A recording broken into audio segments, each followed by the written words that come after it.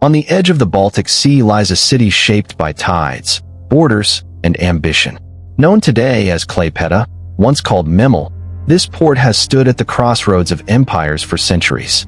Germans, Prussians, Lithuanians, and Soviets all claimed it, fought for it, and reshaped it. The sea brought wealth, war, and ideas from far beyond the horizon. Every stone in the harbor tells a story of power and survival. Klaipėda was never just a city, it was a prize, a gateway between land and sea, a question mark on Europe's map. But history, as we know, is only one of many possible paths. Every treaty signed, every ultimatum delivered, every retreat made under pressure created a single version of reality. Yet behind that reality stand countless alternatives, roads not taken. This documentary explores one such road, a question that lingers quietly beneath Baltic waves. What if Klaipėda had never been lost? What if it had remained firmly and permanently Lithuanian, politically, culturally, and economically, from the interwar years onward? What kind of Lithuania would emerge with uninterrupted access to the sea? How would identity, power, and destiny change? This is not fantasy. It is a disciplined historical thought experiment rooted in real decisions and real pressures. Welcome to What If Klaipėda Stayed Lithuanian? To understand what could have been, we must first confront what truly happened. After World War I, Europe was redrawn by exhausted victors. Empires collapsed, and new nations emerged from their ruins. The Treaty of Versailles severed the Memel territory from Germany, placing it under Allied administration. Lithuania, newly independent and vulnerable, saw opportunity where others saw instability. In January 1923, Lithuanian forces, disguised as local insurgents, entered Klaipėda. The revolt was swift, calculated, and bloodless. International reaction was restrained. The great powers had little appetite for another confrontation. Klaipėda was incorporated into Lithuania with broad autonomy. For the first time in its modern history, Lithuania possessed a true seaport. Yet the victory was fragile. Klaipėda's population was predominantly German-speaking. Cultural tensions simmered beneath the surface. Economically vital, geographically isolated, and politically contested, the region became Lithuania's most sensitive frontier. Every diplomatic crisis in Europe echoed loudly along its docks. In March 1939, Nazi Germany issued an ultimatum. Lithuania, militarily outmatched and diplomatically isolated, surrendered Klaipėda without resistance. The port was lost. Lithuania became landlocked overnight. It was a national trauma that reshaped strategic thinking forever.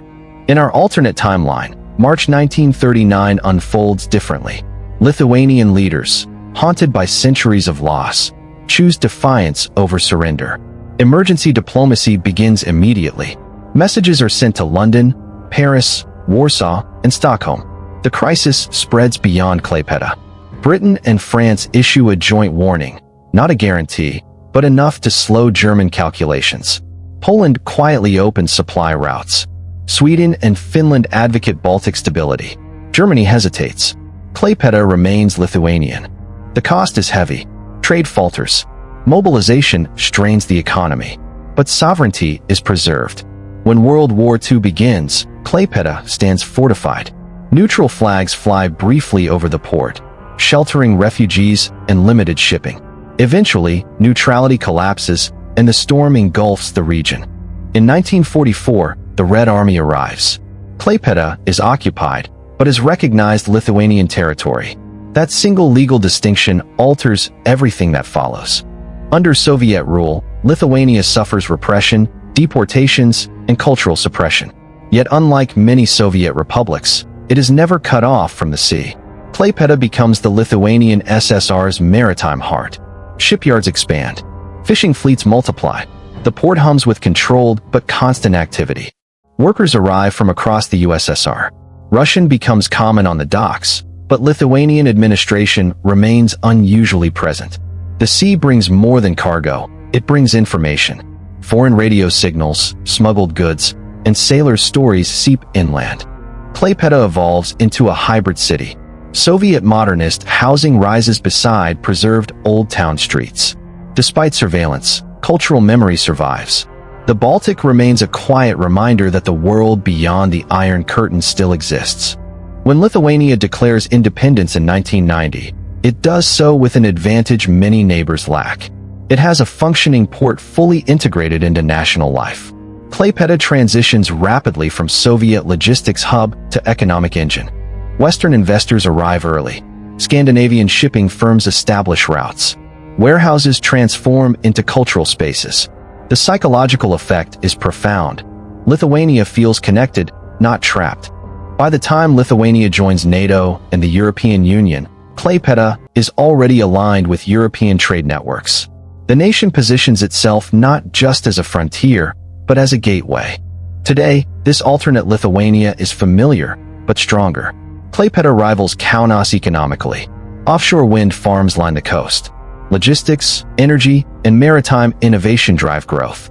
Maritime identity is deeply embedded in culture and education. Children learn sailing alongside history. The sea is no longer peripheral. It is central to national consciousness. NATO presence is robust. The memory of 1939 shapes policy. Klaipėda stands as proof that small nations can hold their ground. History often turns on a single moment. In our world, Klaipėda was lost and later regained under different circumstances. In this imagined one, it never slipped away. The difference is not empire. It is continuity, confidence, and connection. Somewhere in March 1939, the future stood on the edge of the Baltic Sea. And in another possible world, it chose to stay.